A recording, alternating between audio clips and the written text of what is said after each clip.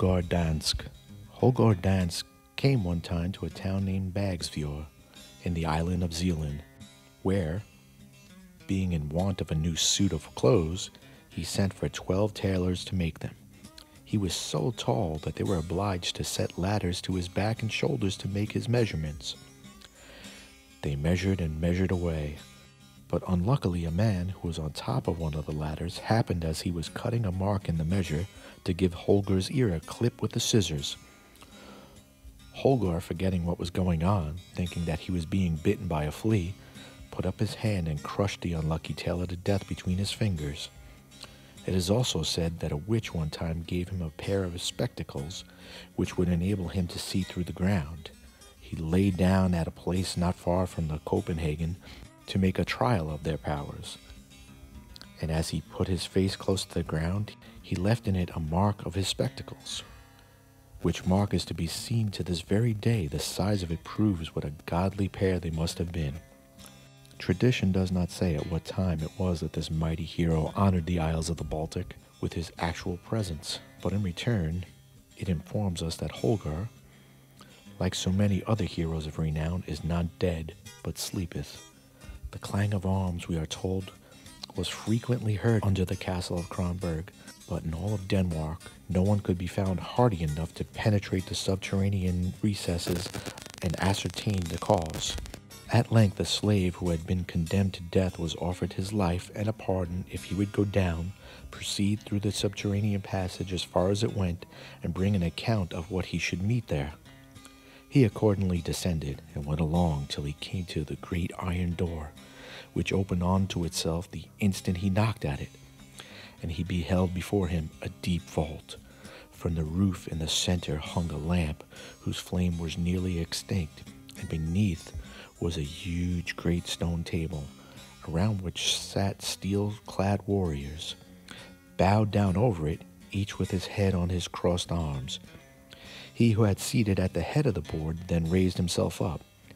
This was Holger Danske. When he had lifted his head up from off his arms, the stone table split throughout, for his head had grown into it. "Give me thy hand," he said to the intruder. The slave feared to trust his hand in the grasp of the ancient warrior, and he reached him the end of an iron bar which he had brought with him. Holger squeezed it so hard that the mark of his hand remained in it.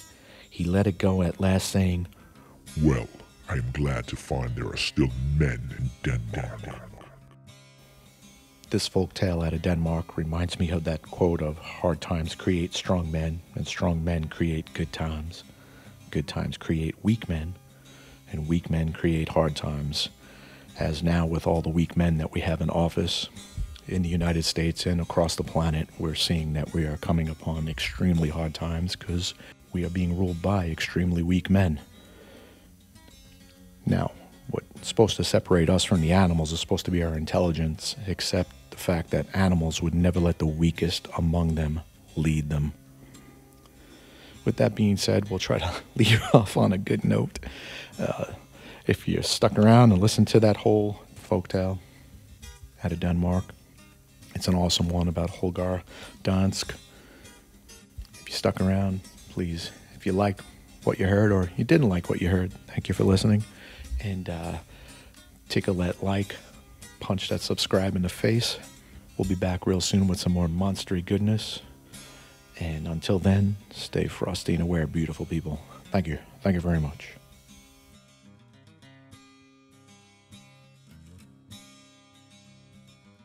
Holger Danske, also known as Holger the Dane, is a legendary figure in Danish and French folklore. He is a hero known for his bravery and strength, and his stories have been passed down through generations as part of oral tradition and written texts. In Danish folklore, Holger Danske is often depicted as a knight who served Charlemagne, the emperor of the Holy Roman Empire. He was one of the 12 paladins or peers of Charlemagne's court, renowned for their loyalty and valor. Holger Danske's most famous exploits include his participation in battles against various foes, often demonstrating his exceptional combat skills and his unwavering dedication to Charlemagne. A notable aspect of the Holger Danske legend is his association with the castle of Kronborg, located in Elsinore, Denmark.